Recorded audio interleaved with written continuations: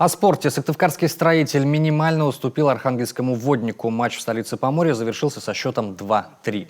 В первом тайме хозяева дважды поразили ворота нашей команды. За 6 минут до перерыва капитан строителя Артем Лихачев с углового сократил разницу в счете. В начале второй 45-минутки водник забил третий мяч, но почти сразу пропустил ответ. Отличился Денис Горячев. До конца матча обе команды имели неплохие шансы забить, однако счет больше не изменился. Игра получилась такая обоюдно острая. Много было единоборства, видно, что обе команды готовились к этим играм. И результат матча, наверное, все-таки решили стандартные положения. Водник забил 3 угловых, и мы, наверное, 2 угловых забили. Забили бы 3, была бы ничья. Так что результат закономерен, водник с победой. Соперник очень хорошо играл,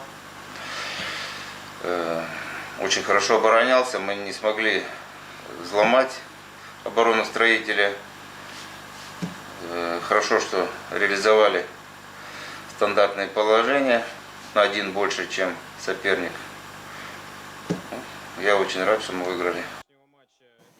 После поражения в Архангельске строитель остался на 5-й строчке турнирной таблицы Суперлиги России. Водник поднялся на 7-ю. Следующий матч сыктывкарская команда проведет в Нижнем Новгороде. 11 декабря играем с местным клубом «Старт».